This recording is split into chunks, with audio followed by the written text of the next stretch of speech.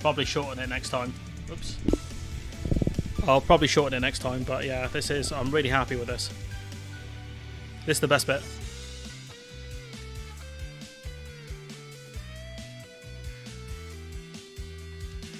Don't be disrespecting the theme. It's so good. It's the best bit, honestly.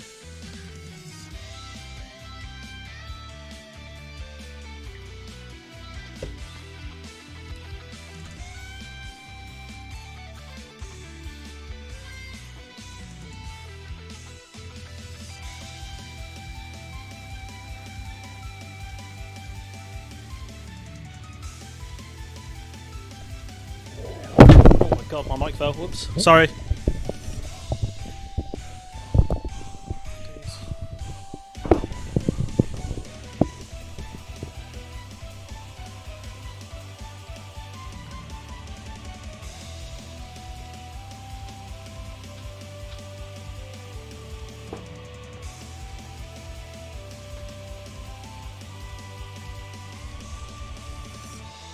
Yeah, apologies for that. I just dropped my mic. It fell. That's very generous of you, Mithril. Thank you. That's very kind of you. Yeah, I can get a pizza during the week. I appreciate it.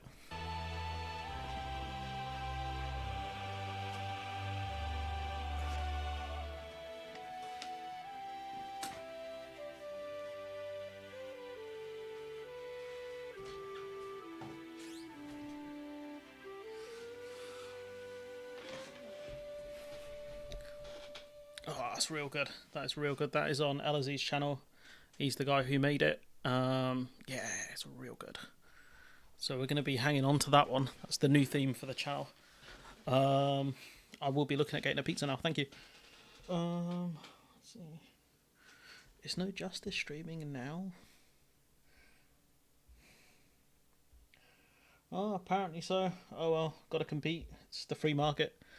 It's the free market, so we're going to have to compete with other people, so that should be fun.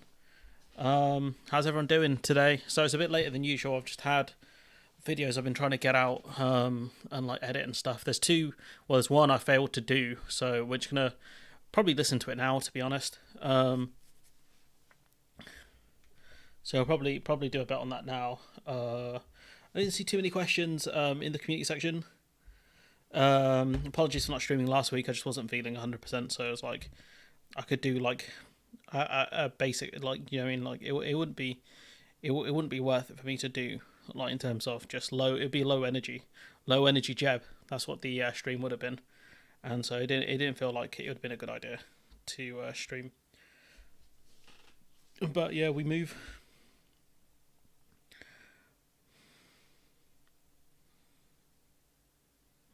YouTube had a timeout function. Nice. Hopefully I don't have to use it on anyone. Because I've seen like there've been a lot of more people like trolling. Like I saw someone randomly, because someone was trolling the Snowflakes channel, which is weird because it's like, how do you even find them? Because they're quite a small channel. So the trolls are out. Honestly, it's pretty nuts. There's a lot of people trolling. So if you see anyone trolling in the comments, just let me know and I'll mute them as fast as I can.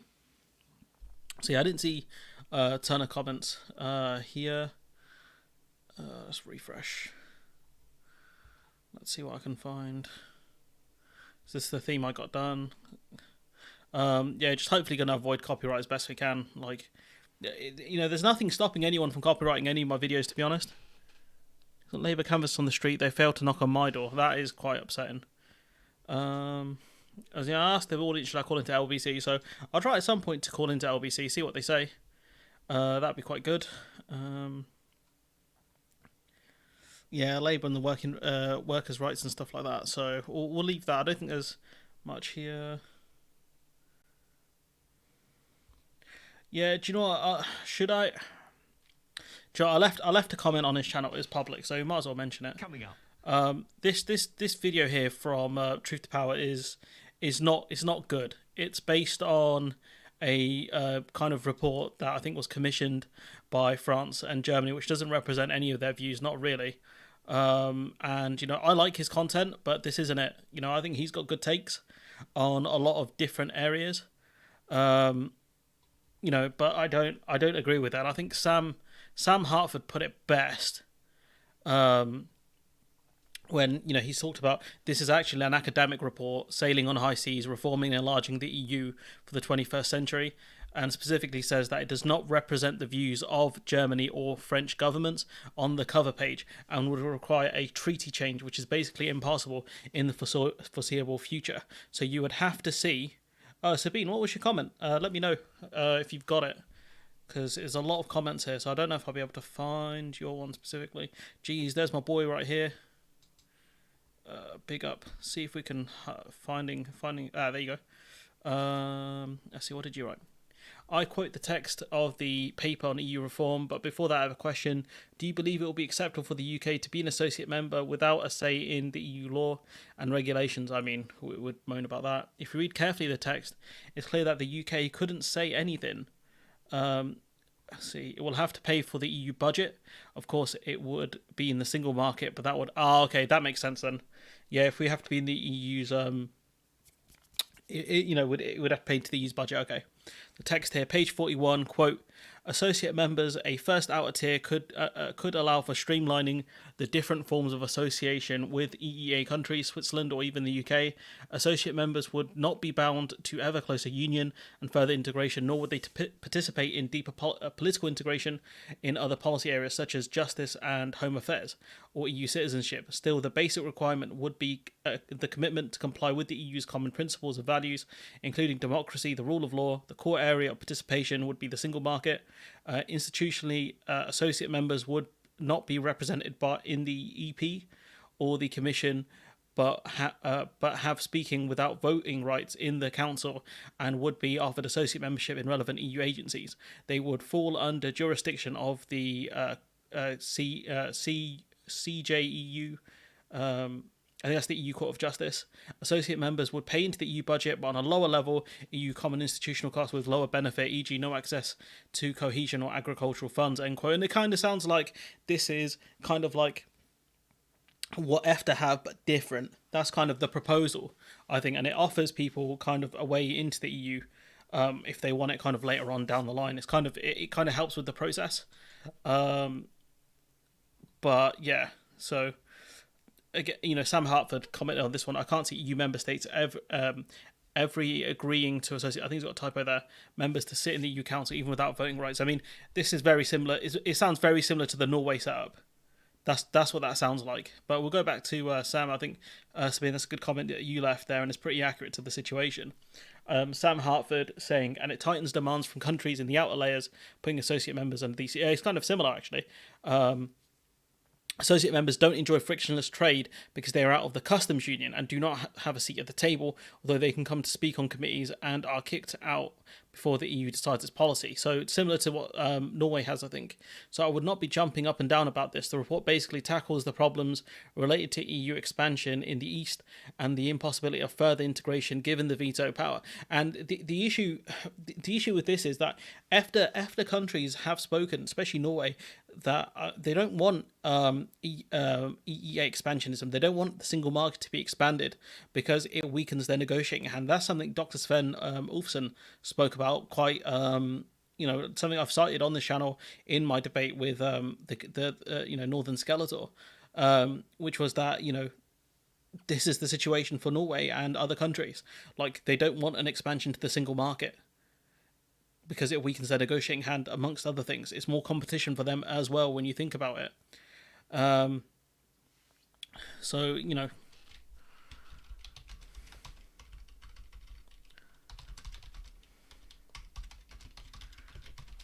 Let's leave a little comment here. Let's see. Does he know I'm streaming? I don't know. I think All Shorts would be another one. He's quite good on this stuff.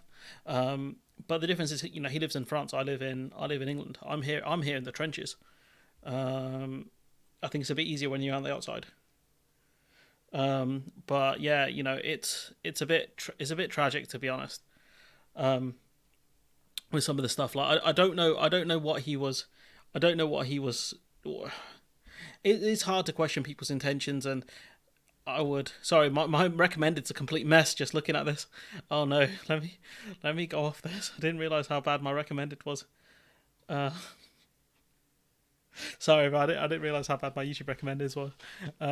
But anyways, I like Michael Lambert. I mean, Michael Lambert's one of those rejoin the single market guys, though. That's the problem. Um, but he has good takes. But the problem is when you're bad on such a core thing that you constantly talk about, it's just not. It doesn't make sense. It kind of tells me that the other stuff that you're talking about, maybe you haven't researched properly. That's the impression I get, anyways. Like, if you're one of those kind of diehard pro EU people, right? And I've got a video about this actually coming out soon. But the point being is, like, if you're one of those channels who talks constantly about the EU and about Brexit and stuff like that, right?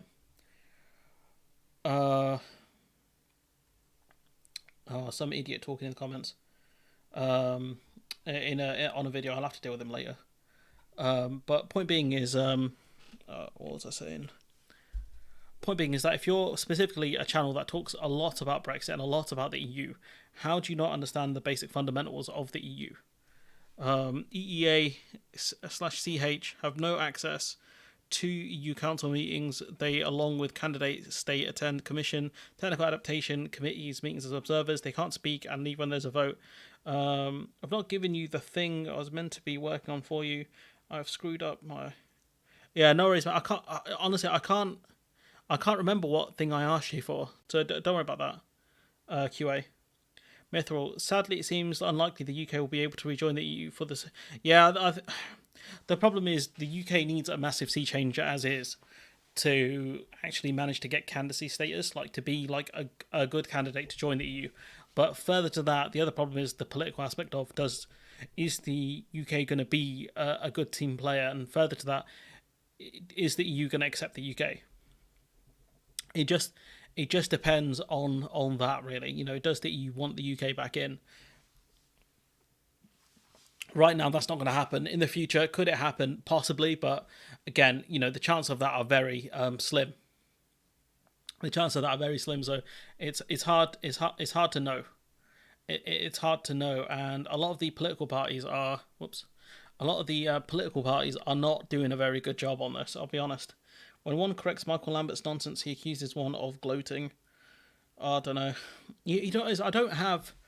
I don't have enough time to do that. Do you know what I mean? Even if I wasn't working right full time, or if I was working part time, I don't have the time to critique other people's content. And truth be told, like, it shouldn't have to be me. Like, I'm not the content cop of this stuff. It's not worth it. Do you know what I mean? Especially because it always looks, if you criticize a channel that's smaller than yours, you're punching down, which to an extent is true. On principle, but sometimes it can be warranted. If you're, criticizing a channel that's higher than your, it's bigger than yours, you're clout chasing. So, I don't know.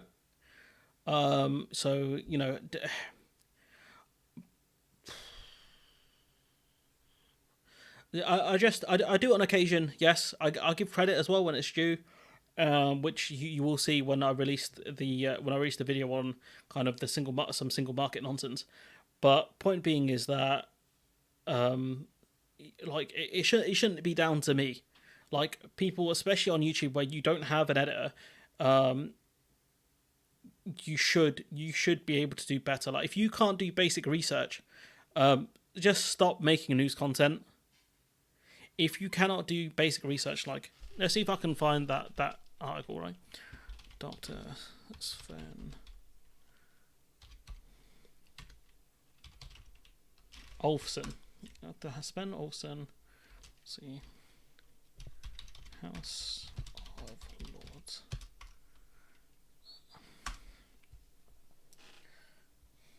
I cannot spell his name to save my life.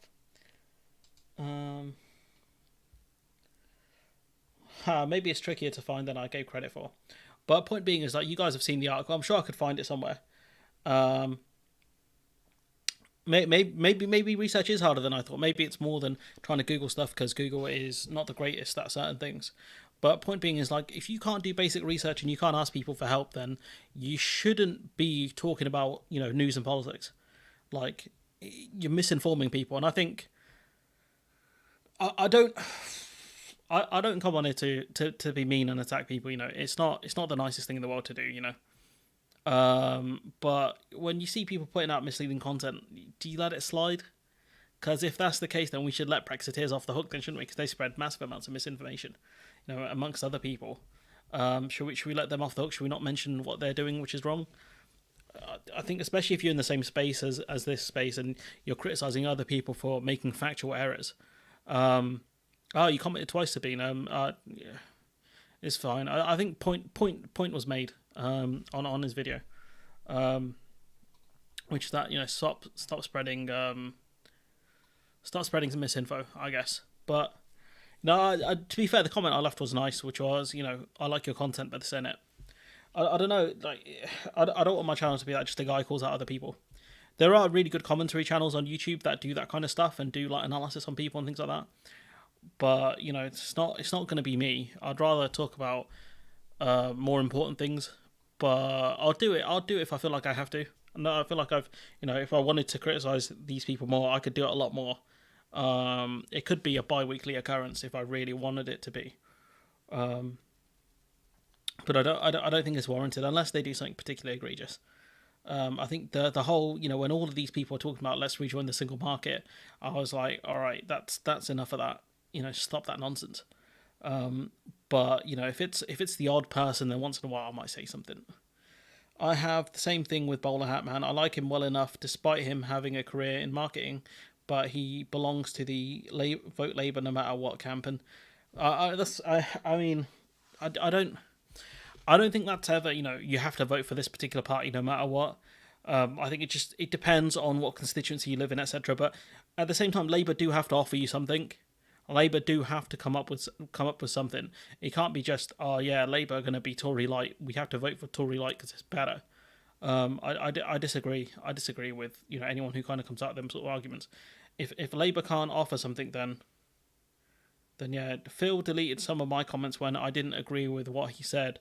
I don't know. Sometimes it can be YouTube that does that stuff as well. But if and I say that if, you know, big capitals IF, if he is deleting comments that are just people basically disagreeing with him, it's a bit embarrassing, to be honest. So you know, not the best, I'll be honest. But yeah, you know, if people are calling out your factual errors and the best thing you do is delete their comments, then I don't just. It kind of shows how weak a person you are. Instead of, you know, coming with facts, you come with fiction, and then you censor people. I don't know if that screams anything good. If he is deleting comments, then you know, what more is there to say? But you know, I don't know, because, you know, like, I have a second account. And I don't think he's ever deleted any of my comments. So you know, it's down to him.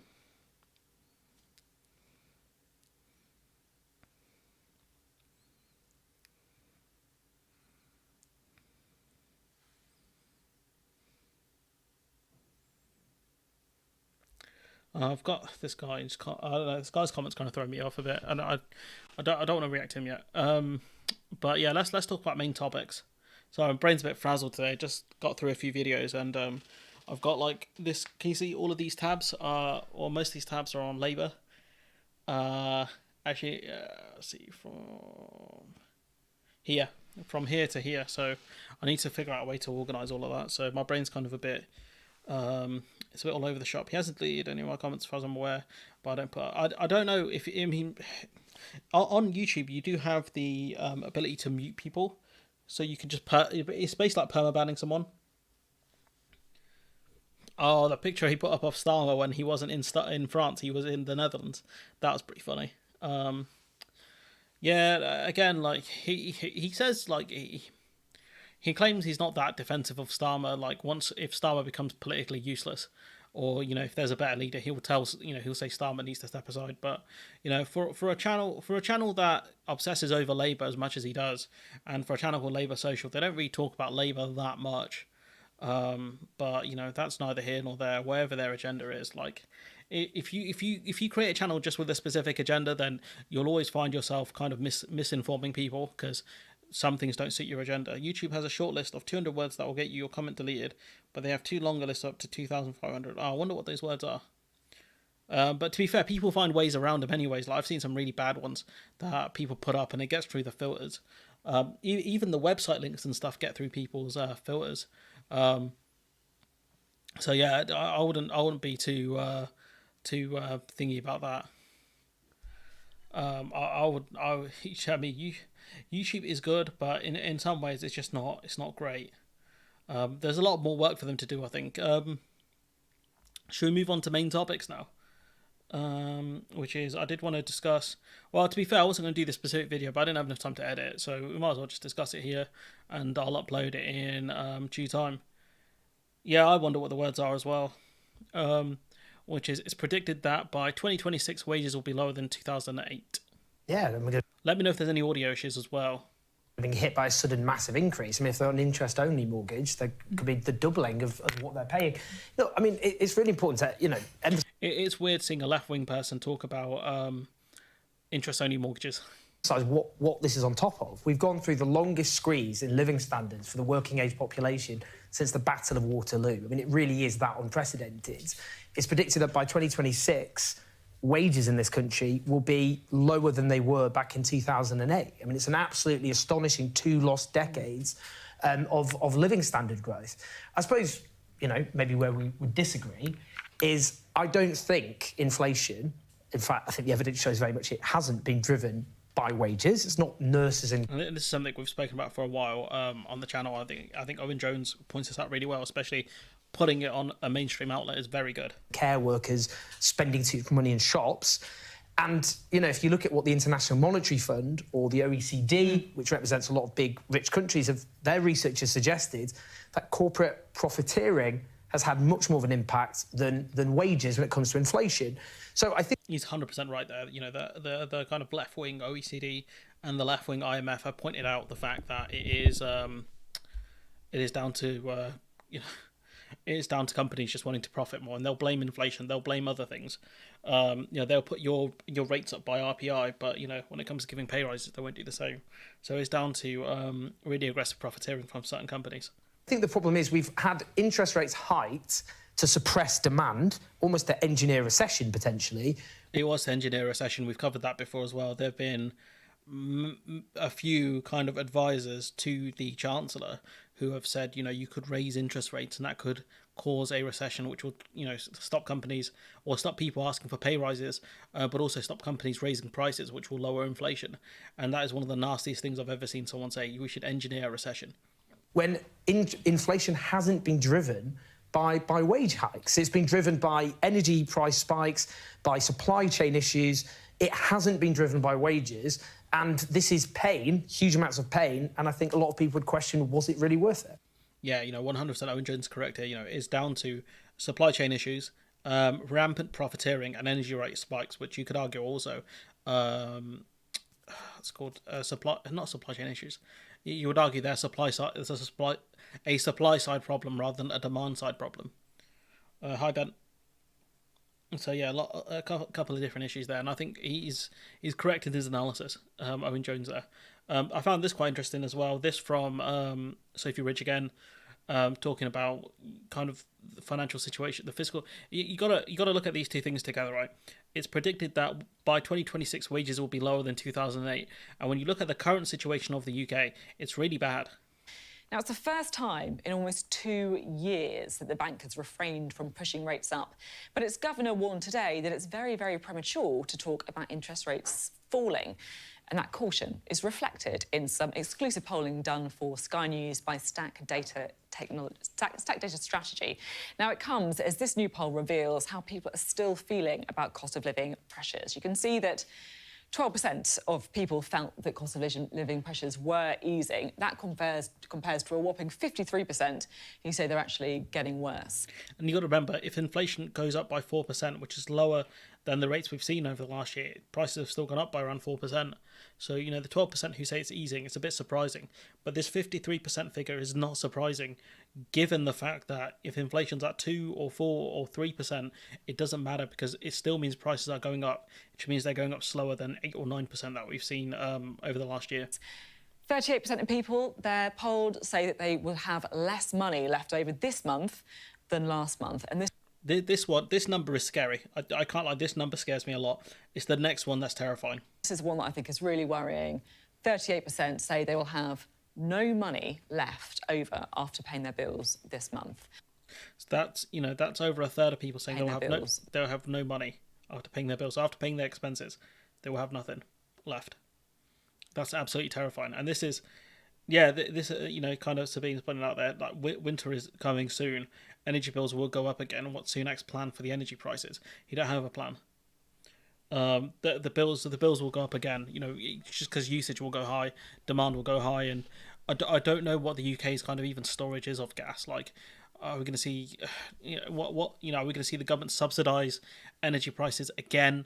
I don't know what they're going to do this year. Honestly, there hasn't been a lot of discussion around kind of this winter.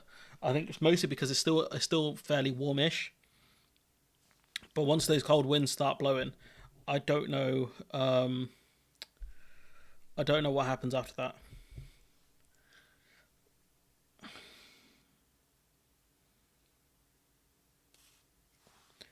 So yeah, these two videos together are quite terrifying. I was going to do a piece on asking what's the point of the Lib Dems. So you've got Ed Davey here saying he's hinted that his party would be prepared to work with Labour in some sort of coalition government to go rid of the Tories, which is fine. It all depends on how well Labour do, and also how well the Lib Dems do. This is it's fine. It's pretty easy. He always seems a bit coy on coalitions, which is weird. But yeah, it's a fair statement. But it's this other stuff which I'm not the biggest fan of. It's kind of cringe when he says stuff like this. I'm afraid I have to start this afternoon with an apology. You might remember, after our incredible victory in Somerton and Frome in July, when the amazing Sarah Dyke overturned a Conservative majority of 19,000, I said it's time to get these clowns out of number 10. We even wrote it on the side of a big blue cannon. Do you remember?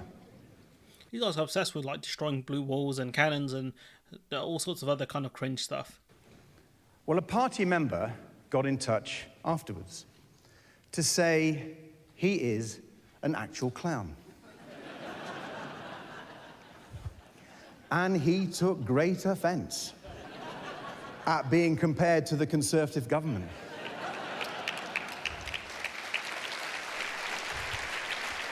See, all of this is fine. This line here is fine.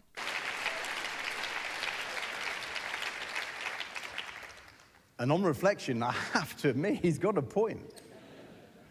Clowns didn't crash our economy and send interest rates soaring. Clowns didn't let water companies make billions in profits while dumping filthy sewage into our rivers and onto our beaches. Clowns also didn't hollow out the Environmental Protection Agency. That was what you guys did.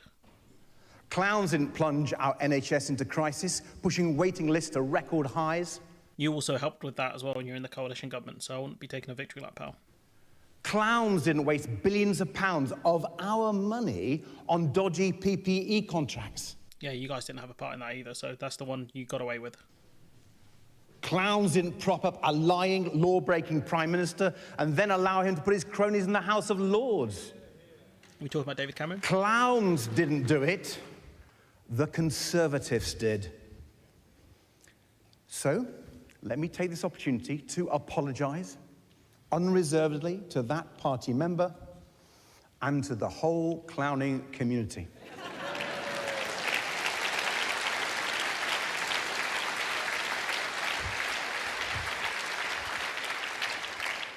I'm sorry I used the wrong C word. So let me... It's kind of cringe. That he was doing well up to that point. He was doing well, and he kind of drops that, and I'm like, yeah, I know he's talking about Boris Johnson, but it was a joke about David Cameron because of the coalition government. It's just, I think it's a bit too old to do edgy humour. I think there is no suitable age to do edgy humour, to be honest. But it's definitely not. I used the wrong C word. Ha ha ha ha. Yeah, great. I found this quite interesting. This from Channel 4. I think he's a Channel 4 presenter, Gary Gibbon. A lot of people in your party would say... Sometimes the audio is off because some of the guys who upload the clips use really aggressive compressors. And I use an aggressive compressor, so it can make the audio seem off in videos, because it kind of is. You should be out there saying, we need to join. Oh, the question is, what's the point of the Lib Dems? Before I forget, let's remember the question. Good job. None of our politicians tried to make a living. Could you imagine if Sunak or Starmer were stand-up comedians? Jesus. Netflix would pay him stupid amounts of money, and then people would listen to him before they go to bed, so they'd have to buy like Night or something like that. The European Union. How's the audio, by the way? Is the audio good on this? But you're not doing that.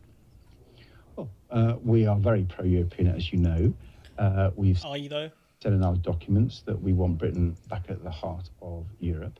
You won't hear that from other political parties, but we're also being realistic. We're looking at the situation as it is, just as we've done on tax. And where we've been distinctive on things like the health service, we're actually distinctive on our European position. Let me explain why. I'm just thinking, what if Nigel Farage back years ago had said, it's not on the table, Brexit? He showed commitment. He decided he wanted to do something and he stuck to it. He stuck to about 20 odd years, to be fair. He's been doing this longer than I've been alive, I think. And you're not doing the same thing for EU membership now. We are sticking to our pro-European principles. We have talked to our European partners. There was no need to mention Sammy Wilson. Please don't. That guy's a meme. Like he should be a meme, honestly. They've made clear that the Conservatives have undermined Britain's relationship. Hold up, what do you say? They've made clear that the Conservatives... We are sticking to our pro-European principles. We have talked to our European partners.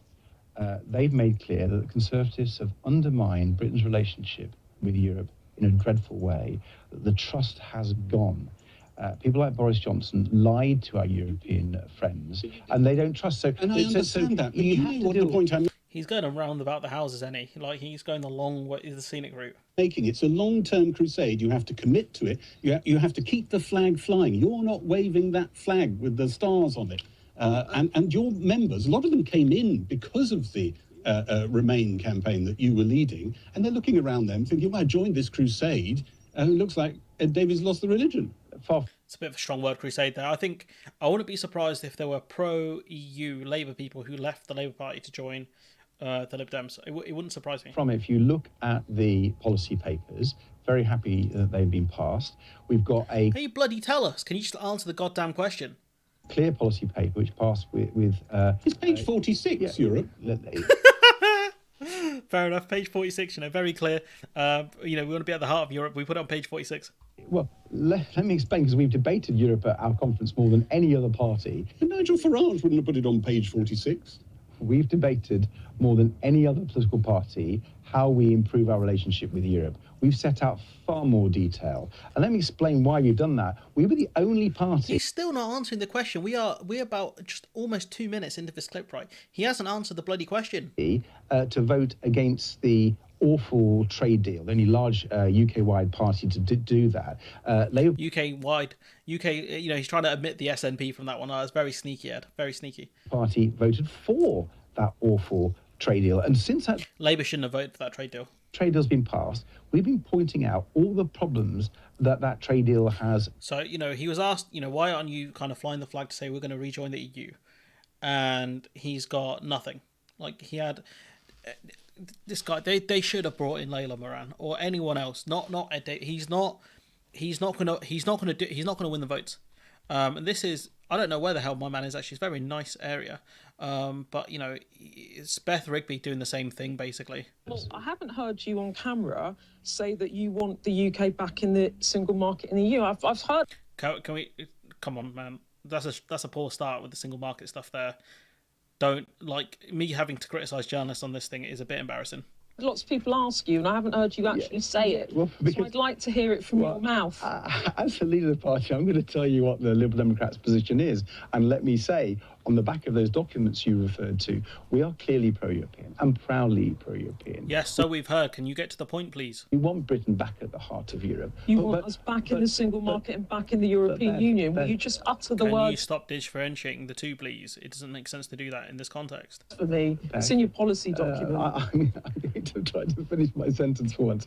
What we're clear is in the next Parliament, over the next few years, we've got to deal with what's on the table here and now.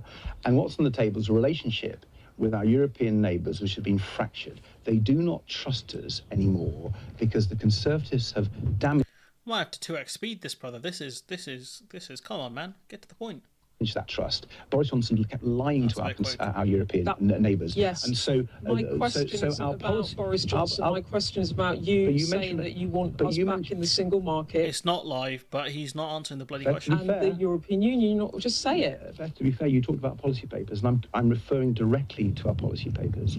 Our policy paper, actually published over a year ago, that's how transparent we are, has a 4-step process. I know. Carefully and consistently. One is to take us back into the single market. I think that was one of their policies. We discussed. I haven't. No, the video's not come out yet. It will take some time. People will need to be patient. We need to rebuild that relationship. We need to rebuild the case for greater European cooperation, which the Conservatives have also trashed. And the way I'm going to do it is I'm going to talk about that it's in our national interest. I'm going to leave it with this. That's, I think, quite a cowardly answer. People were marching on the streets wanting to rejoin the European Union this week, and you, as the leader of the Liberal Democrats, will not on camera say emphatically, yes, I want to join the single market in the European Union. I think that is totally wrong. What it is a practical, realistic answer. All you say is, personally, as a person, I want to rejoin the EU. Practically, it's going to be difficult, and these are the steps we have to go through. We have to go through ascension, candidate status, ascension, all of these different steps, right? That's what he could talk about. Talk about reforms that the Lib Dems want to do to help get us back into the EU, or at least try, which is what the Lib Dems, in my opinion, should be doing, or at least pushing for, because this is an easy vote winner for them. EZ, I'm telling you. Light work. No, so John Curtis saying Lib Dems are losing votes to Labour. The Liberal Democrats are losing votes to Labour because of their reluctance to talk about Brexit, polling guru Sir John Curtis has said. And when this brother talks about polls, you listen, because he's one of the biggest experts in the United Kingdom when it comes to polls. He's one of the best at it. So when he speaks, you listen, because he's one of the main people worth listening to. John Curtis explained the Lib Dems were struggling in the opinion polls to a room packed with party activists. He said they had lost ground to Labour amongst voters who would like to rejoin the European Union. Ahead of the Lib Dem conference, Ed Davey said joining the EU is off the table. And the problem with Ed Davey is he's talking a lot in reality, yes, and it's not going to win him votes. So I'm not telling him to push snake oil, but what I'm telling him is to say that he would push for the country to join the EU and go through the reformation process, go through the candidacy process. That's what he should be talking about. Brexit was once the party's defining issue, but at his conference in Bournemouth, the Lib Dems are focusing on other areas where they're after family-friendly policies, such as more paternal leave and flexible childcare, which, again, these are good policies. The problem is they're going to get lost in the shuffle. The party's pre-manifesto, which is, I've never heard of a pre-manifesto before, describes EU membership as a long-term objective rather than an immediate priority, which, again, doesn't make sense. Joining the EU takes ages. But at least you can put you could put the application in and see where it goes, see what the EU say about it. The party's messaging on Europe and whether it's bold enough was the subject of a lively debate at a fringe event on the first day of the conference. At the event titled "Shouldn't We Be Doing Better?", Professor Curtis suggested the party would benefit from being bolder on Europe or other core issues. Following the event, he said that, quote, given their current standing in the opinion polls, they still face a formidable challenge at the next general election. He said the Lib Dems had done well in elections in Conservative-held seats, most recently winning Somerton and From, but he said despite Conservative woes, the Lib Dems have not managed to get above 12% in the polls. And obviously it's not all about national polls, and he would know that as well. So where is the party losing ground? He says the truth is, while the party has focused on attacking the Conservatives, it's perhaps failed to notice that it's losing votes to Labour. In particular, it's losing the votes of people who want to be inside the EU to Labour. And I think this is where the Lib Dems could do well here, in terms of taking these votes. but they're, for whatever reason, they're not doing so. It might be because they're targeting specifically Conservative seats, and maybe they want to kick out as many Conservatives as possible. But the problem is, if those people switch to Labour instead of the Lib Dems, it doesn't really help them that much, to win power. Labour has shifted its position on Europe, going from an effective vow of silence to talking up closer relations with the EU. So Labour have kind of stolen the march on the Lib Dems in this regard. And so it goes to show you that Ed Davey is not very bright here. Appearing alongside Professor Curtis at the event, Liberal Democrat MP Layla Moran was asked to give an answer on the party's approach to Europe. She said, while the party wanted to rejoin the EU, to get even close to that point, we have to do stuff to repair that relationship. But that's the thing the Lib Dems should be talking about. That's the process. These are the things they should be saying. These are the things that we intend to do in order to help us get back into the EU. This is very silly from the Lib Dems. It just sucks. When asked should the Lib Dems be bolder on Europe, John Curtis said that the party needs to be willing to take a risk. In doing so, it needs to think about the kind of people most likely it's going to attract. What was the last thing he said there? And the honest truth is that's more likely to be people who are in favour of being inside Europe rather than outside. So maybe, this is a person who's a very serious dude when it comes to polls. So for the Lib Dems to kind of, go on a nonsense path, it doesn't make sense. And, the Lib Dems have other problems. Lib Dem members defy leadership on housing targets. So the Lib Dems did have a housing target of how many houses should be built a year, 380,000. And what happened is that Ed Davey's trying to backtrack on it.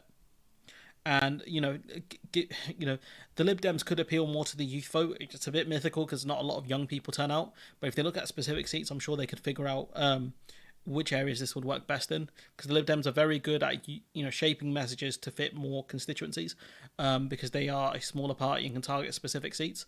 A leaflet backing the motion of one members that dropping the target would hand Labour a stick to beat us with in marginal seats, referring to the party's notorious broken pledge on university funding during the early 2010s. One of the things that I really don't like the Lib Dems for. The party has had a target of 380,000 housing target. Sorry, I've just got something in my eye. But the party's leadership had proposed replacing this with independently assessed targets for local authorities, which are appropriate for the specific area's needs. NIMBYs. That's what they're going to give the power to NIMBYs. That's what they're going to do. Tragic. Giving power to NIMBYs. Some more stuff on Ed Davey, which I found quite interesting when I was looking for topics. When the Lib Dems were in government, education spending fell sharply in real terms. If Ed Davey opposed the cuts to the education budget today, does he regret imposing austerity? So this is an interview he had with the New Statement. He goes, quote, I fought the Tories every day. We fought the Tories every single day, and in my patch, not only was I fighting the Tories every day, I was beating them. So you look at my record as Secretary of State for Climate and Energy, there was massive investment. End quote. And he says, fighting something usually means you oppose it. Austerity was the defining task of the coalition. Davey seemed to be suggestive he opposed the central aim of that government. So why did he stay? He says, quote, we were fighting to make sure we looked after people who were more vulnerable. So one of the classic Lib Dem policies that we got initiated and put in very successfully was taking the lowest paid out of income tax by raising personal allowance, end quote. And, his arguments here don't make sense. His arguments of, we limited the damage the Tories could do. Like, the best way to have limited the damage the Tories could do was to leave the coalition government, because then they wouldn't have had the power to do anything. And obviously collective responsibility exists. So even though he opposed these cuts, he was still a part of these governments. He didn't vote against it. He was there in the trenches with them. That's the problem. And that's why they should have gotten someone else in. They should not have kept Ed Davey as leader. He says here he's eager to move on from austerity. But the problem is that's a mark on his legacy. That's the thing he doesn't get. And that's kind of frustrating for me. I saw this on Twitter today. Polly Mackenzie saying 4 years ago, Lib Dem minister started agitating for a 5p charge on plastic bags. It took us months to persuade Cameron and Osborne. And then she says, we finally got the policy in an what's that called? Eve of conference trade in return for tightening benefit sanctions. So they got what they wanted, which was increasing, making this bag charge, right? Mandatory bag charge. What did the Tories get out of it? Tightening benefit sanctions, punishing poorer people more. So Lib Dem said, let's do a 5p bag charge, which obviously impacts poorer people. And in exchange, they got sanctioning poorer people. Does anyone see why I don't like the Lib Dems that much? Can you guys see it now? Just one sec. I've got to open the door for the cat. Can you guys see it now?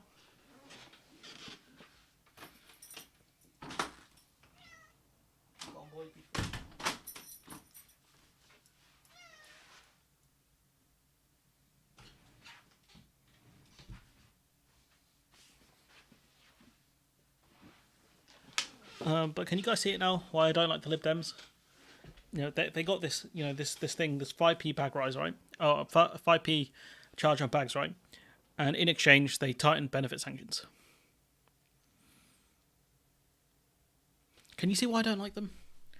And that's part of Ed Davies' legacy. You know, he can deny it or not. It's part of his legacy. Moving on from Davey, this is a former civil servant, you know, saying why he left, and it's kind of funny. The final straw for me was watching Therese Coffey, and she was clearly feeling the strain of having to trot out lines that she The cat, yes. had been instructed to use, and they were lies. And so, you know, this is a civil servant with some dignity that, you know, he saw his, I think it was his minister go up and lied on TV, and she knew it was lying, but, you know, to stay in Parliament, or to stay in, in government, and to stay as a minister, she did it.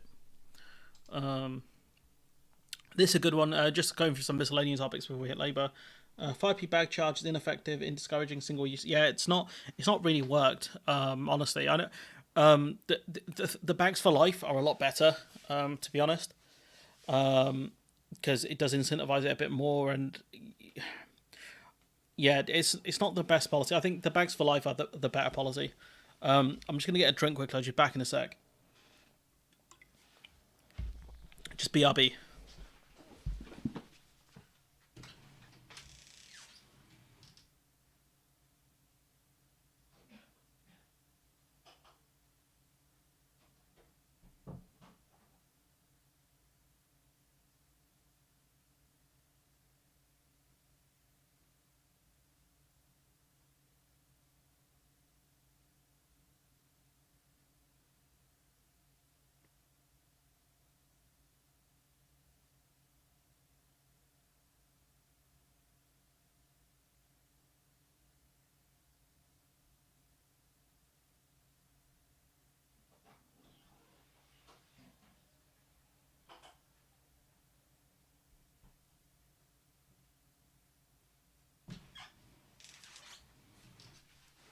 Right, got my drink.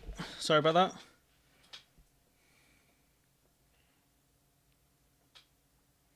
Bro, I don't know what's going on in the comments, so we're going to ignore that. I just wanted to pick up on the anecdote you just gave, a very eloquent anecdote about your father, that he had no friends, no money, no passport, he wanted a better life.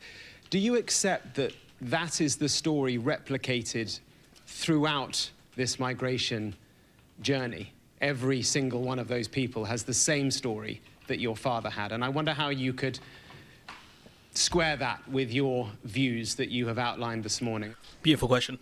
Beautiful question, beautiful framing. What you're suggesting is because I'm the child of immigrants, I have to adopt a position which is pro-migration and pro the status quo. That's not what he insinuated at all. He insinuated as a person who benefited from there. Can you guys hear me? No? It's probably just time delay. I am here.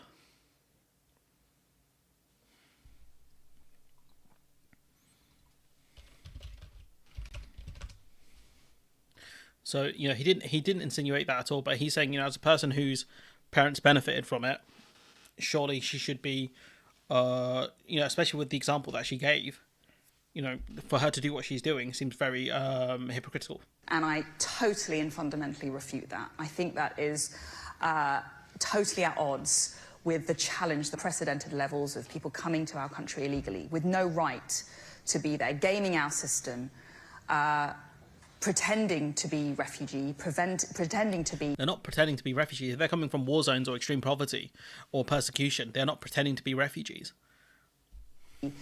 Fleeing... Could you imagine being in a situation where there are no prospects where you live, and you know, you want to create a better life for yourself and your family? Like, you know, like, how could you begrudge such a person? Persecution to come to the country illegitimately. I'm not sure. how her father managed to get refuge in the country. Excuse me. So I'll probably research that before I do the actual video on it. Geez, there's Daily Blase. What a G. He's in the comments. He's another. If you don't know who you should know who he is. You should know. If you haven't subscribed to his channel, you should do so. It does very good work going into the trenches of select committees, which are boring as hell, but he does it somehow. The only ones I cover are the really fun ones where they talk nonsense. This one's a good one. This one's about... This actually is quite topical, so I thought there was something wrong with my phone. No sound when I clicked on... I just went... sometimes YouTube has a thing where you click on a video and sometimes there's no sound. It might have been because I went to get a drink quick. That might have been the issue, though. I need to get a thing to say when I'm not here or not. But, yeah, this one's quite a fun one. So whatever you've read, for now, forget it. I mean, it is just... Let me replay it.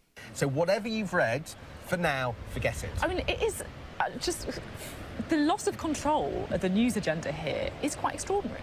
I mean, you're seeing Tory conference agenda splattered over the papers. Rishi Sunak went as far as giving loads of projects code names so they didn't leak, and even the code names leaked. Sam, thank you. Just nuts, isn't it? Like his ship is full of holes. Like that's what it is. That's what's happening here. There's no trust in the Tory party. They don't trust him. They don't think he's a winner. And any policies they don't like of his, they're leaking it because he's got no sergeants, basically, no lieutenants. There's no enforcers there. I think they know the gig is up, and they're all trying to get wins in their own way. And they know they can bully him. That's what it is.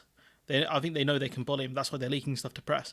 Because he can figure out who it is pretty easily. I mean, even what's her name? Rooney's wife. I don't want to begrudge her by saying that, but Colleen Rooney. That's it. She what do you call it? She figured out who was leaking her stuff in probably the funniest way possible. Does Braverman know the audience of Hermione doesn't think she's one of that? Yeah, well, she doesn't care about that. But yeah, the idea that code names are leaking and blah blah is pretty funny.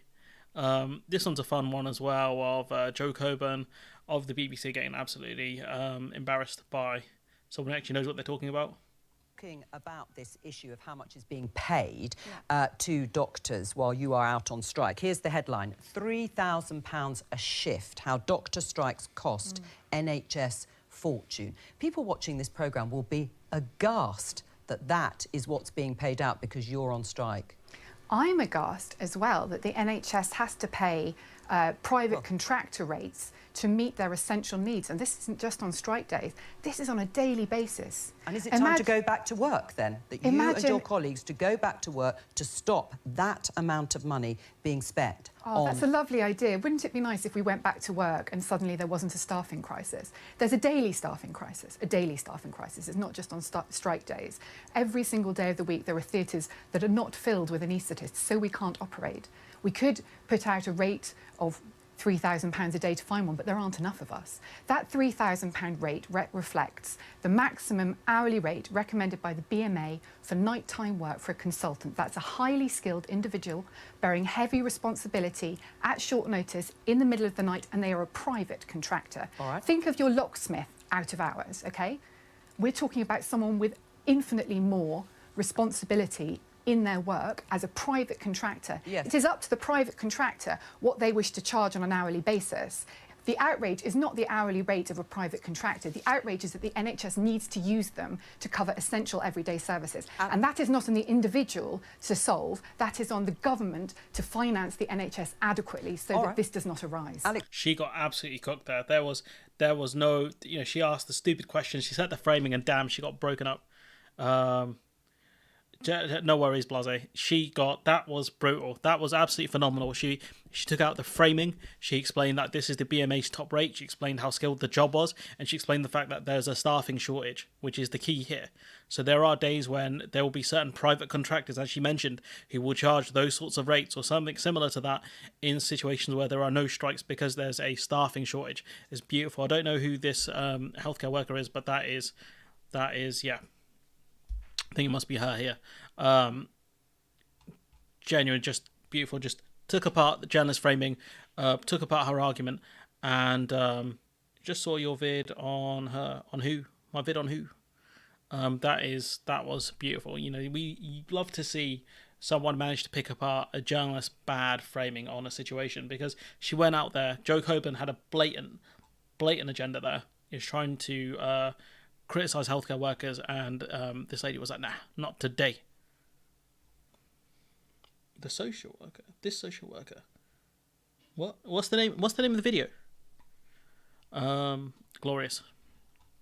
Now we move on to Labour. This section is going to be a mess because I didn't have enough time to organise. I literally, I literally finished. I didn't even finish editing all the videos I want to do today. I've still got one. Let's see if I can find it. I've still got one left to do, which is that one, which is the one we discussed at the start of the video. And so I didn't have time to organise it before the stream. I didn't want to start any later than 7. Probably shouldn't drink fizzy drinks at night. But yeah, we've been going for about an hour, just under an hour, I think. But yeah, so I haven't had enough time to organise this, but we're going to cook Labour. So Daily Blase, look away if you feel you have to, because this won't be pretty. Oh, wait, I've mixed it up. There was one more thing, actually. There was one more thing I wanted to talk about before we got there. Where is it? Have I still got it? Where is it? Ah, here it is. One more thing. Oh my God, this is beautiful. So you have Naomi Klein, who's come over to the UK, I think, to promote her book. And oh my God, she's a tier 1 academic. In terms of when I was at university, this is a person a lot of the academics cited and recommended her books and her work. And my man Tim Stanley, I think he writes in the Telegraph or something like that. He was not ready. He was not ready for this. He went in there to the boss fight and didn't realise who he was dealing with. Solutions to the crises that we're talking about. If people are having trouble paying their energy costs, you can subsidize their insulation. If people are having trouble paying for transportation, you can subsidize the tube. There are a lot of things that you can do that are that's something other countries have actually done. Germany, I think, is still subsidizing transport in certain areas, going to lower emissions and lower people's day-to-day costs. We can't afford it. Joe Biden can. That's America. It's got the economy. It can borrow. It can do it. It can do that. We can't do it. This new drilling project is being publicly subsidized. It's not as if with tax breaks. It's not as if it's Ross Lair or Ross Bank or something like that she's talking about. No money is being spent. I think it's being spent on the wrong things. And I think when you don't have real offers for the concerns of voters, you have to offer them these kinds of distractions. We're going to make you feel better than migrants. We're going to make you feel better than the rich people in the cities. And these are just sort of counterfeit responses to real problems. Yeah, like he's got nothing on her. About mass migration. It undermines the welfare state. When you live in a world in which people can move much more freely, and not just for humanitarian reasons, but for economic reasons, they will move to richer countries and they will place stresses upon... So why hasn't everyone moved then? Why haven't all these people in developing countries moved here to developed countries? If they can move so easily, why aren't they all here? Services and upon the welfare system that will end up breaking them. Fortresses, guns, we help their countries to grow through development. Except for this government is also cutting aid. I mean, this isn't happening. And I think there is, it's really, to me, I'm not from here, it feels like a world upside down where the same government that is not responding to a truly existential crisis, which is the climate crisis, is calling migration and existential crisis to this country, as opposed to the people who are being forced to move from their home. Let's think about this, right? Every time you get guys like Tim Stanley who say we should, there's too many migrants coming, there's too many asylum seekers, too much migration and whatever, right? And you say, we should, he's saying we should help these countries grow. And then you say, okay, so that's going to cost money. They say, why are you spending the money over there when we need to spend the money here? It's the exact argument these people are going to use, honestly. Let's call people, thousands of people coming across the channel and potentially drowning. It's not just an existential crisis. It's a human rights crisis. It's a life and death crisis. It's a human rights crisis. It's a hypocrisy crisis as well. The way you stop that is by opening safe points of entry, big man. Because white migrants from Ukraine have not been treated like faceless problems. They have been treated like people who are fleeing war, and the war is the crisis. And the same is true in Eritrea. And there's a wild double standard. Yes. And I think that is also a crisis. So stop wars, spread humanitarian rights, spread the wealth, but you don't say to people, you can all come here, because if you did that, they would all come here. That's all he's got is a straw man. He just strawmanned her in the end. he goes, "Oh, don't tell everyone they can come here." Like, no one said that. He's this. I mean, it's just embarrassing from this guy who's been mainstreamed by the BBC. Tim is a clown. Let's be honest. Now, this man's a moron. Yeah, he can has a nice suit, but that's about it. It's embarrassing. Germany in September, for €39 or €49, you can have unlimited public transport. They will not only have cleaner air but less crashing. Is that a week or a month? Because if that's a month, that's a good deal. I ain't gonna lie. Growth is a finite area. Yeah, growth is not infinite, and that's something that these people don't really understand, but that's not really relevant in this one. Right, we're going to move to Labour, and turn away if you don't want to look, because this is a bit painful. Ain't gonna lie. So, which one is it? This one here. So, an MP claimed only Labour will make work pay 0 hours contracts to be banned, and Labour backtrack on this. Oh man, that's a good deal. €50 a month for unlimited public travel. That ain't bad, Is that all over the country? That's a good deal. So he goes, Labour will ban 0 hours contracts, right? Which is not true, because Labour have said they will only ban exploitative contracts. Now, he could have put this up in between the time where Rayner spoke and before the correction came out, possibly. But I don't know. But this is pretty brazen misinformation from Imran Hussain MP, and someone should have stuck a community note on this. I don't know how to see community notes, but yeah, there should be a community note on this. This is something I'll talk about at the end, but some dude crying. This guy wants to be a Tory MP anyways. I think he left his position at the FT in order to try and run in the Conservative Party, which is a bit weird, to be honest. Imagine being able to work for a prestigious paper like the FT and being a complete fraud. Having a job despite being a fraud and then giving up on it. It don't make sense. Labour has dropped plans to end charitable status for private schools in England and Wales. Why would I look obey? I'm a Bradford City fan. We're not called. That's fair enough. It's fair enough, Blase. I don't follow Bradford City close enough, but yeah, no, that's fair. Which exempts some from taxes. The Conservatives claim it's a major policy U-turn, but Labour says it will remove other tax breaks if it wins the next general. These charities are not schools, so why should they have charitable status?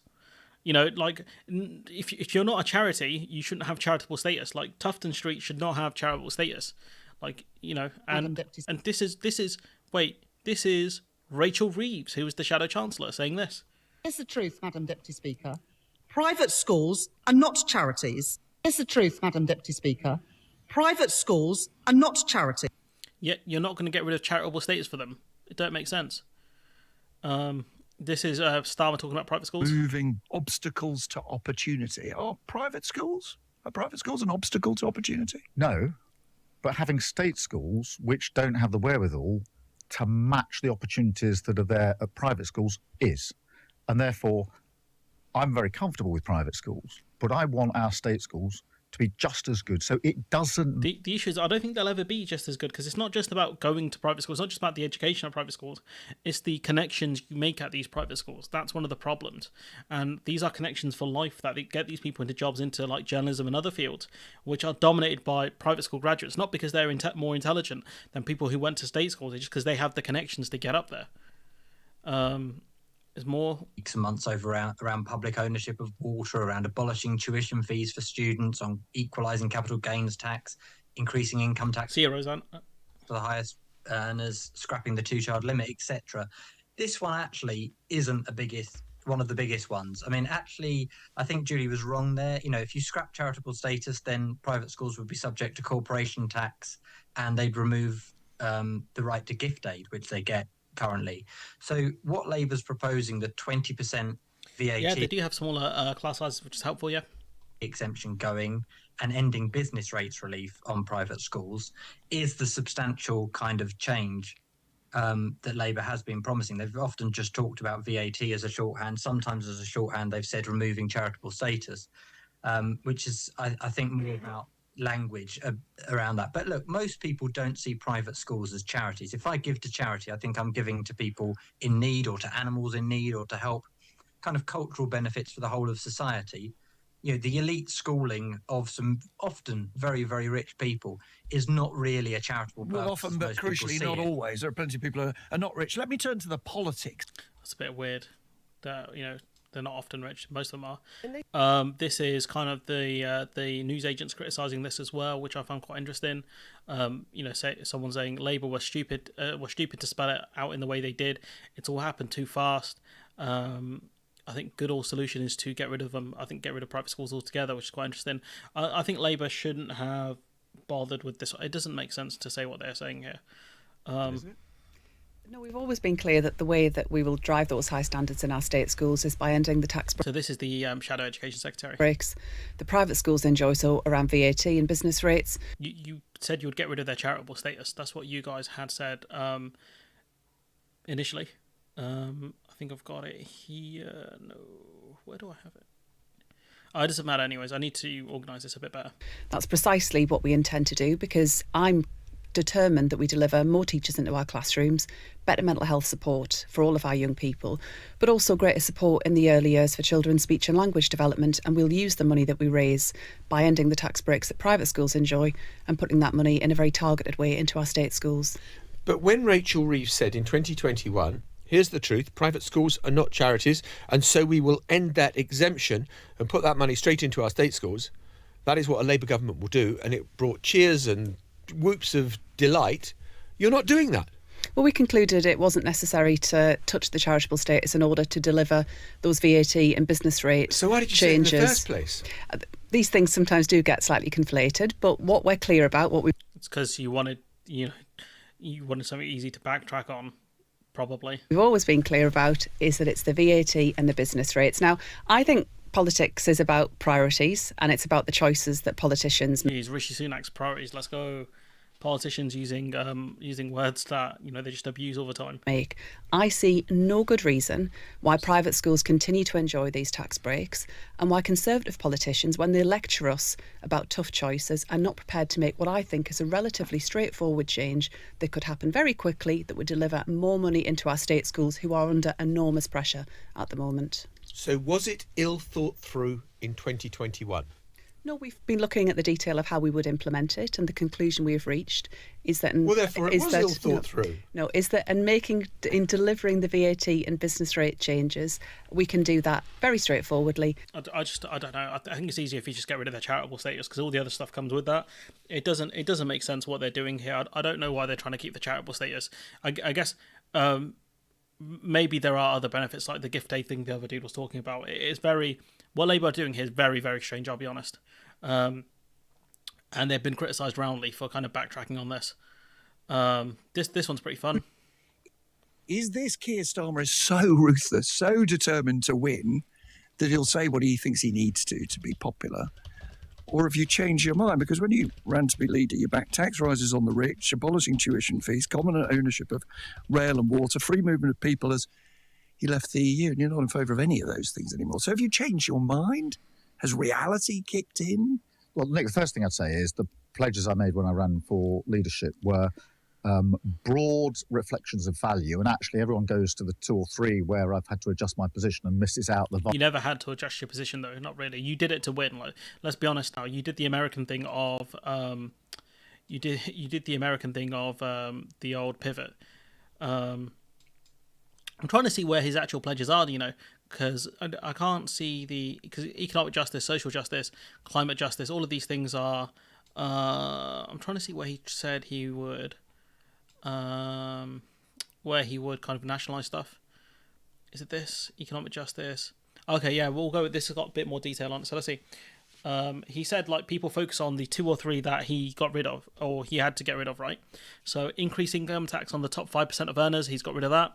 So first one, economic justice is failed on, so that's one.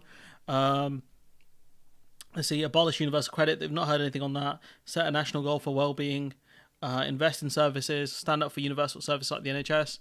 Support abolition of tuition fees and invest in long-term life. He's failed on social justice.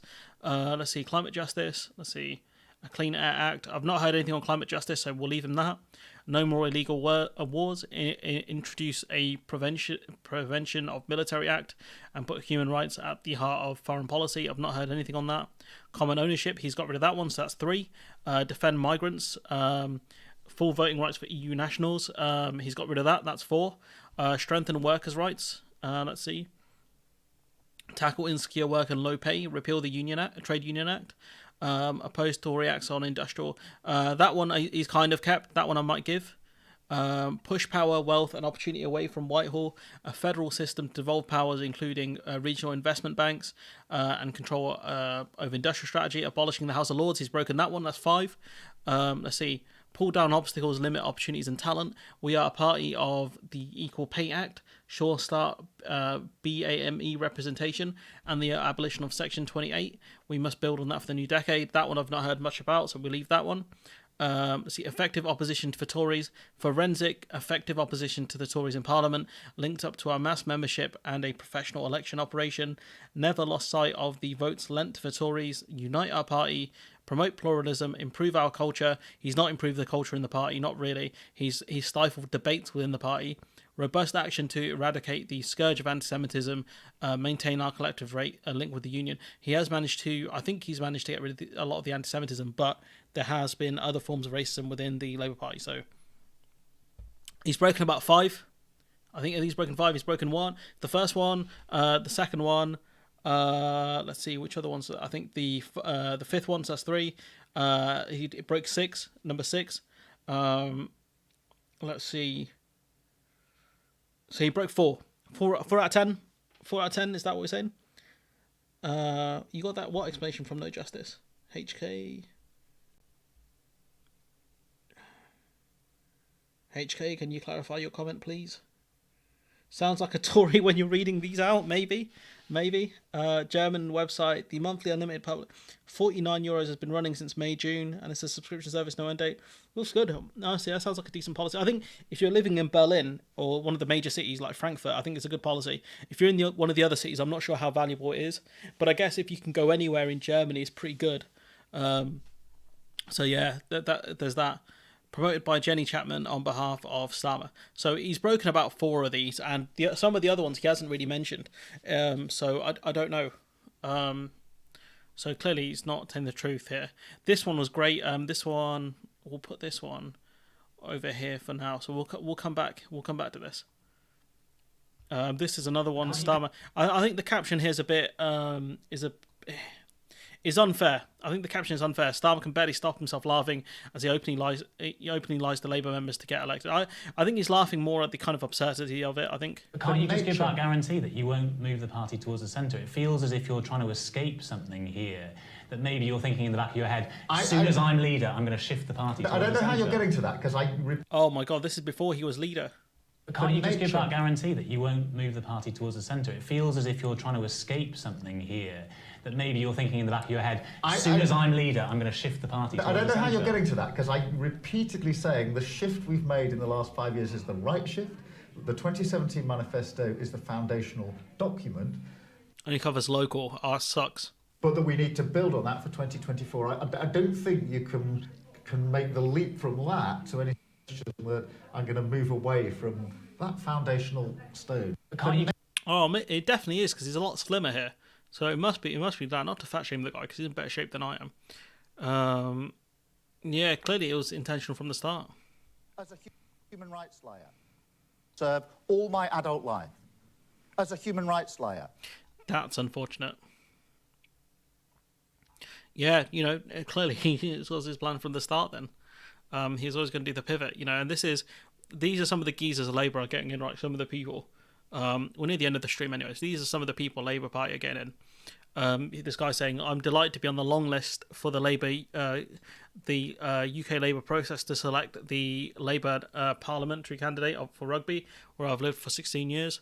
This guy saying, Vote Change UK, the independent group, in a few weeks' time, to show that neither Labour or the Tories have a God-given right to be the major parties. That right is earned. And, this is the same guy, I think, cutting up his Labour membership card back then. So, it's very strange. So, you know, this is the kind of guy they're bringing in. There was another one who worked for Yorkshire Water. I think she was a PR lady for Yorkshire Water. Despite the fact that, you know, some of these companies have been dumping enormous amounts of raw sewage into the waterways. I don't know if they were specifically one of them, but, you know, a lot of them were at it. And so, you know, for Labour to pick her out, you know, a lot of PR people. You know, this guy, let's see, I don't know what he actually does in his personal life. There's no indication of it. Let's see, if I Google him, maybe his LinkedIn will come up. Let's see, can we find anything on him? John Slinger. Is this the same guy? Government advisory partner at the head of event communications. Whoops.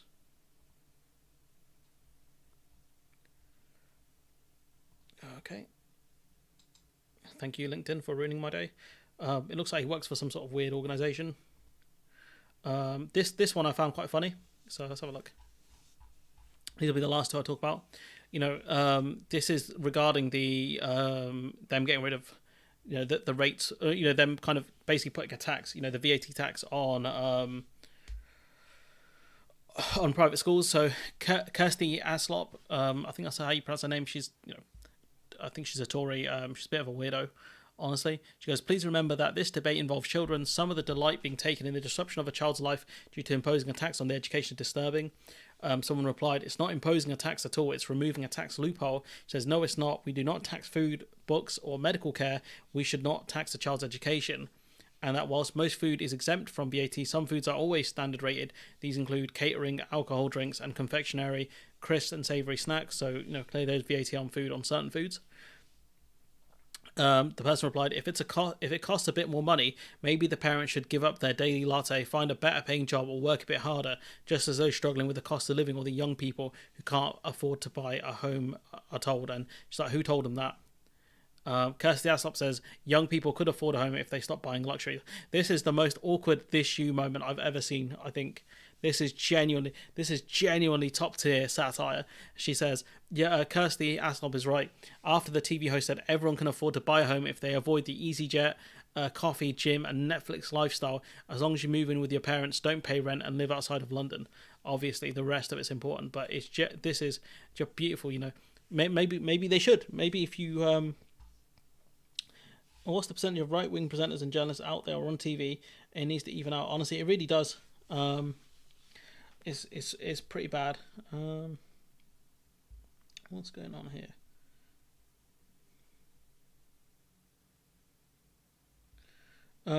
But yeah, you know, there are too many of them. But yeah, you know, it's pretty funny that these right-wingers are like, oh my God, will someone please think of the children? And when it comes to actually helping children who are impoverished, they're like, no, their parents should work harder. And this, my personal favourite from this Tory guy, saying, my mother saved for years to send me to a private school. Labour's class warfare will hurt parents like her. And, you know, look how you turned out, mate. You wrote for the FT. You wrote for the FT. Why the Independent are publishing this, I don't know. You wrote for the FT. You know, I would, you know, that's big. And now you want to be a Tory MP. Like, I would not be proud of you, G. That's for sure. If you were my kid. You know, this idea that, you know, they save, like, you know, his mum saved for years. Got a super chat from HK. Charitable status ensures that schools have to take in a set amount of poorer students. Without that, they have no onus or impetus to help them, thereby going all out for profit only. That's an interesting point. That, you know, that's something I didn't know about. Charitable status. Let's have a look. Let me Google it quickly. If that is the case, then that's fair. Let's see.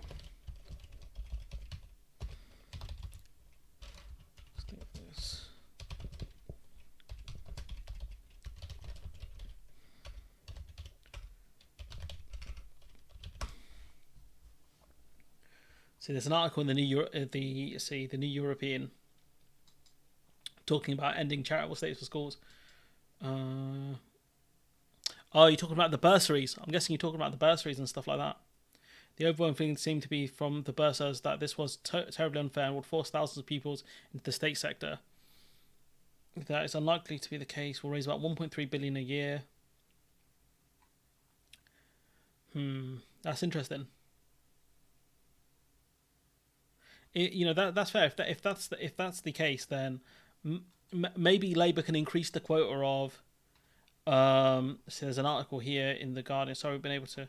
Oh yeah, thanks Guardian. You couldn't find the website I actually wanted.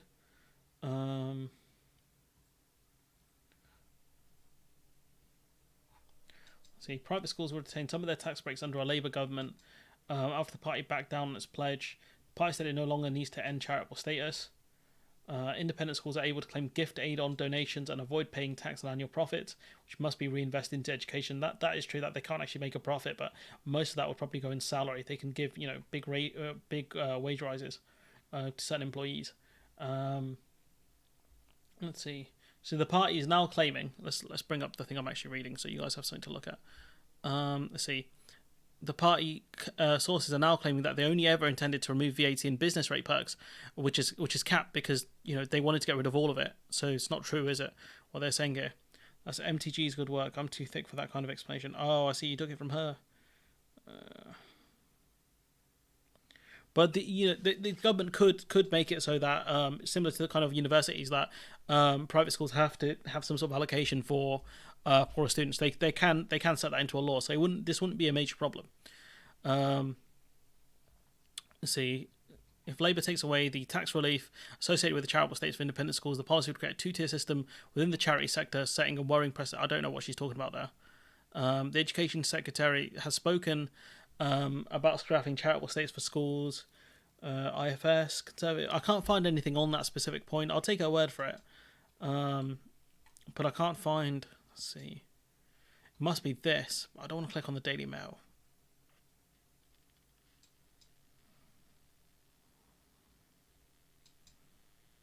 I don't know what to do. I don't want to click on any rags. Alright, we'll leave it there then. That's fine. I guess I'll scrap this project. Take care, everyone. Got to go because I'm rather trousered after watching my team get hammered again. If you're not subscribed to Big Maj Studios, why not? If you're not liked, why not? Those are very important questions, Danny Blase, I'll be honest. I'll be headed off in a minute anyways. I think probably in the next couple of minutes. Yeah, I'll see you later, mate. Has anyone got any... I'll probably scrap... I was... If there is some benefit to... that's all right. If there is actual benefit to keep, if Labour can get most of the things they want to get done without getting rid of charitable status, then I guess I'll give them a pass on this one. Yeah, I guess this is a scrap project because I was going to discuss it, but there's not much point. There's something I need to do more research on, evidently. If it's the case that because the charitable status they have to take on certain students, there is some benefit in it, rather than fair enough they'd have to pay actual tax.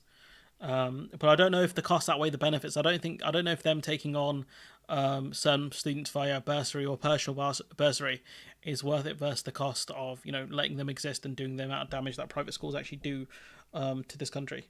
When we look at kind of what the Eton boys have done to us, I don't know if there's much of a defence to keep private schools open, to be honest.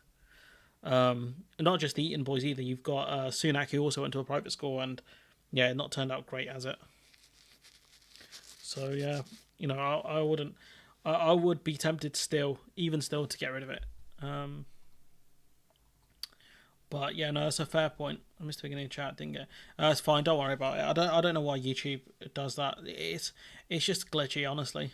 But yeah, is there any final questions anyone wants to ask? One for just over an hour, I think. Is there a way to check on here? No, there is not. But yeah, actually, wait. This OBS will tell me. Yeah, about an hour and 25. Has anyone got any questions they want to ask, or we can call it in a few minutes if you want. What did you guys think of the new theme, anyways? For the people that heard it, I think it's pretty good. So I think you guys want to add, because I can't think of too many other topics. I might call it a day for that Labour one then. A couple of these, to be fair. But yeah, let's get rid of these then before I forget. I've got more research to do on this topic, evidently. If there is a benefit to keeping their charitable status but getting rid of the other stuff, that's fair. I'll give them that. But yeah, put these two together. Yeah. Is there anyone committed to proportional representation for any of the? Are you asking about the political parties? Only the Lib Dems and the Greens, as far as I'm aware. Only the Lib Dems and the Greens want proportional representation. Labour won't commit to it, and I don't think they ever will commit to it, to be honest. It doesn't make sense for them to do so. You know, you can have partial power a lot of the time, or you can have absolute power some of the time. I think their calculation very much is they would want absolute power some of the time. You know, when you look at the amount of power kind of New Labour had, you know, the stonking majority. I have no idea who Norm MacDonald is. Who the hell is Norm MacDonald? One second, let me Google Norm MacDonald. Let's have a look. Who is Norm MacDonald? Norm Jean MacDonald was a Canadian stand-up comedian. Okay, that's not the guy I'm looking for. Norm MacDonald. Okay, I don't know who Norm MacDonald is. We'll leave that one. MacDonald, maybe. What? It doesn't matter. But yeah, the Lib Dems want proportional representation. The Lib Dems have see you later, Blase. The Lib Dems have what do you call it? They have great, brain's not functioning. The Lib Dems have wanted proportional representation for ages. The Lib Dems have talked about it for ages, but I don't know if they'll ever get it.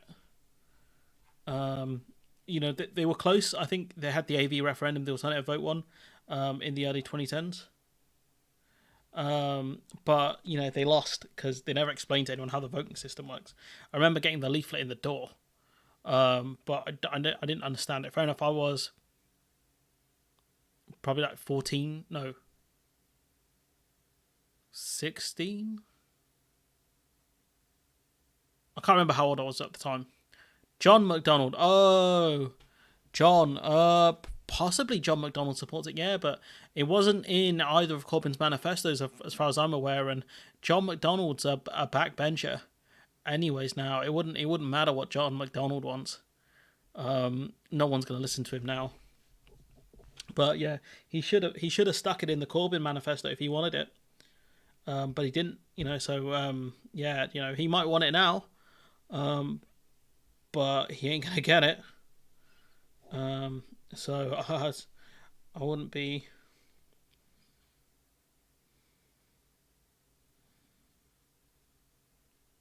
Ooh, we have something interesting. Ooh.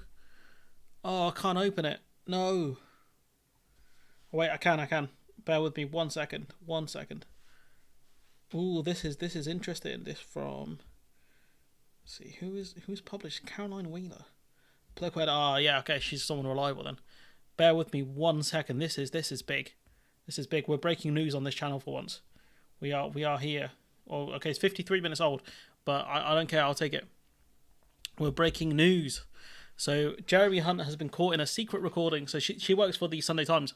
So excuse me 1 second. I have not ran out of RAM on my PC. No, look, we're at 68%. We're doing good. We're doing good. I've only ran out of RAM once on my PC, and that's because I was stupid and I tried to play Civ 6 as well as having more tabs open than I have ever had. So yeah, he's been advocating for a long time. He never put it in. He should have put it in the Corbyn manifestos. He didn't. He can advocate all he wants, but when he had the chance to try and put it in a manifesto, he didn't take it. And yeah, it would split.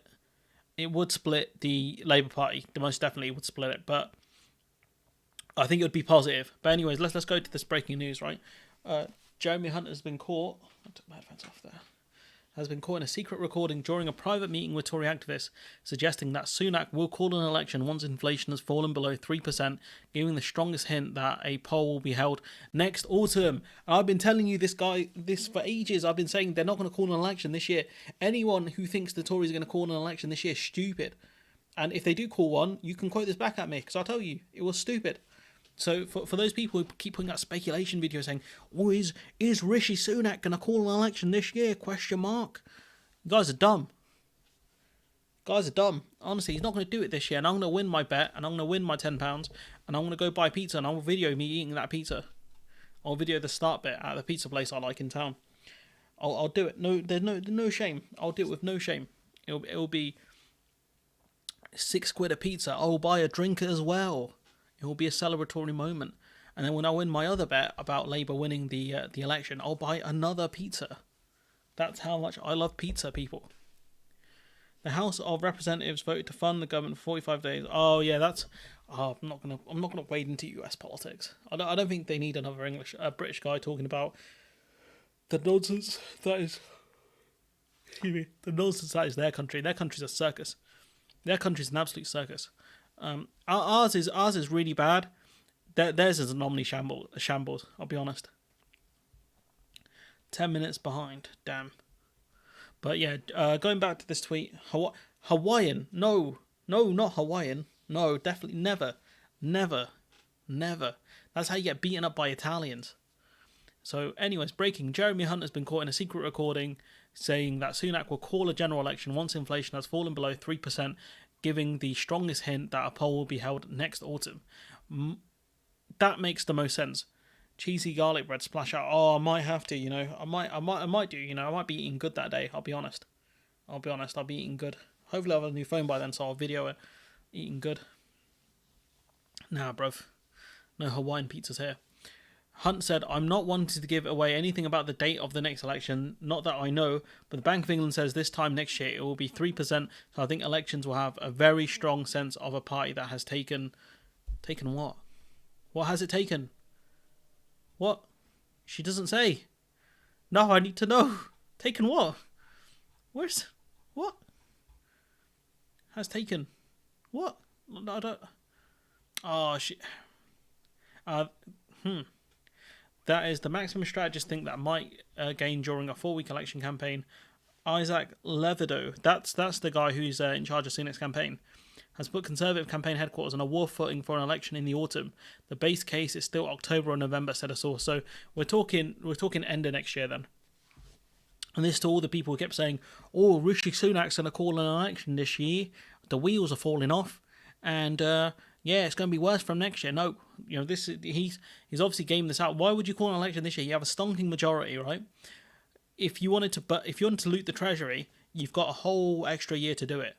Why would you give that up now? But if Sunak genuinely thinks he can win an election, which is nuts, by the way, genuine insanity, if he thinks he can win an election, but next year might give him a better chance. I still think things will be worse next year, but evidently he does not. I need to see if I can find the Shippers Unbound. Has he got an article on it? This guy's one of the top Telegraph guys. He hasn't tweeted. You hate to see it. Let's see. Harry Cole works for, I believe it's the Sun.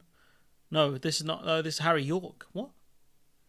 Harry York. Oh, that's my bad. There's a guy called Harry who works for the Sun, I think. What is he tweeting about? That's a bit weird. I can't find the article. Let's see. All right, I'll try one more time to find it. This is not the great streaming that you people are accustomed to. Sunak and Starmer flip-flop on policies.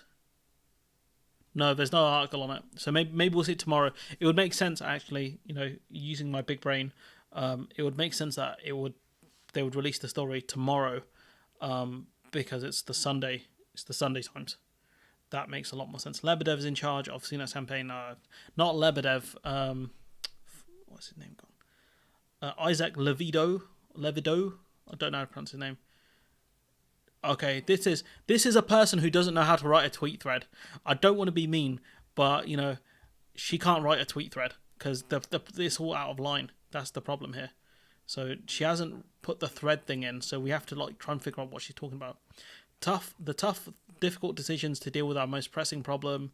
If we wait, we might have bad local election results. Then you have another summer of small boat arrivals. There are 150,000 households, who will have to remortgage between May and October. In a sign that Sunak might be prepared to roll the dice and go early with a May election, a senior Conservative familiar with discussions in Downing Street said the Tories could jump if they were up to 7 points behind in the polls. Does that mean jump at a chance of an election or jump off something else? I don't know. If the economy keeps getting better, we can argue that we are turning the corner, and if the public begins to notice, that opens up a window in which you can hold an election, a source close to number 10 said. So as soon as they see the chance, they look like they're going to steal it. Internal Treasury forecasts predict that inflation could fall to 3% as soon as April.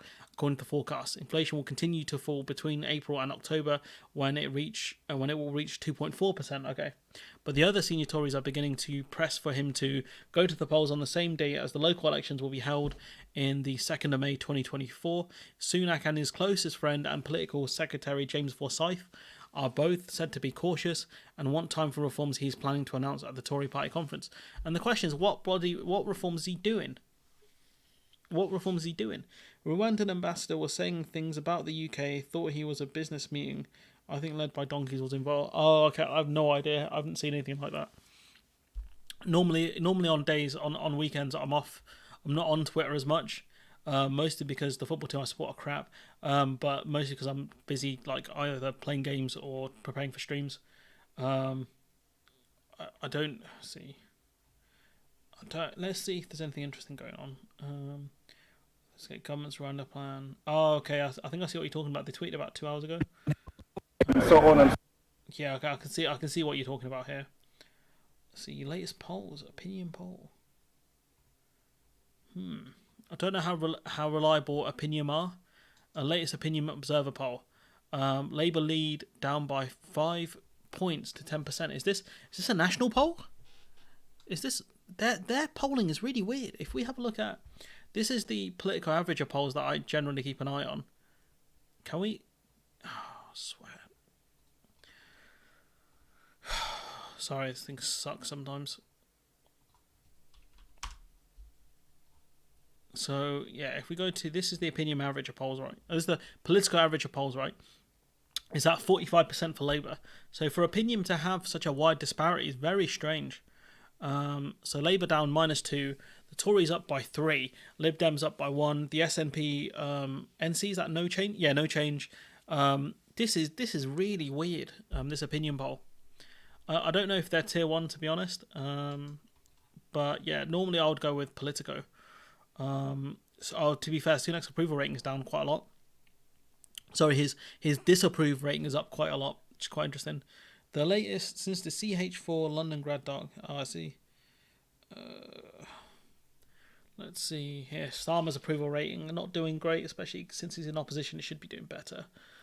He would make the best prime minister. None of these. Let's go. None of these is the GOAT.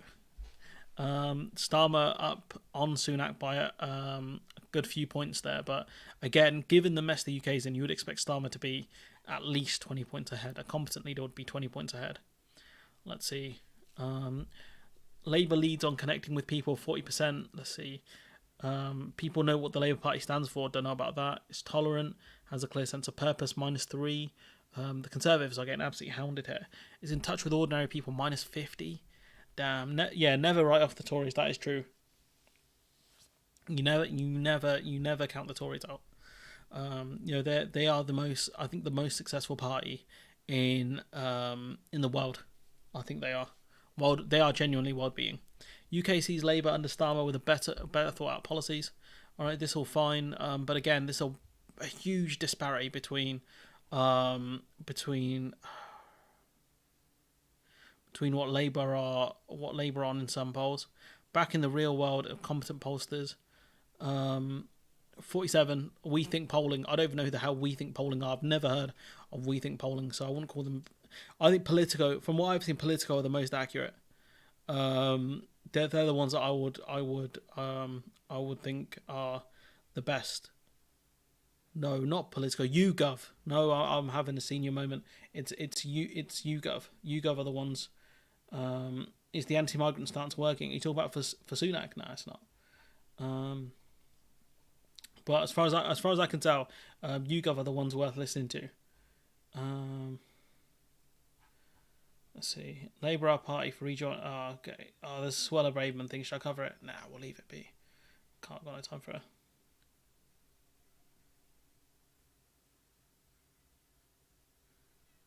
I'm trying to see if there's anything else that's interesting. Stuff about MPs interviewing each other, which I think is embarrassing.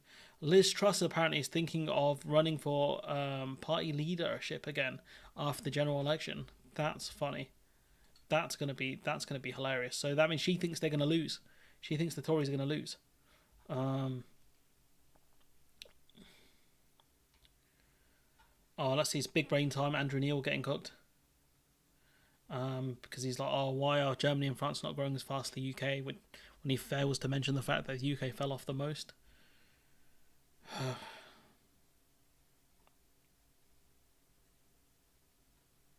Trying to see if there's anything interesting for you guys, but I can't see much. There seems to be a lot going on. Lawrence Fox is actually no, screw that. I'm not going to give him what he wants, which is publicity. Yeah, it's not much to talk about. Let's see.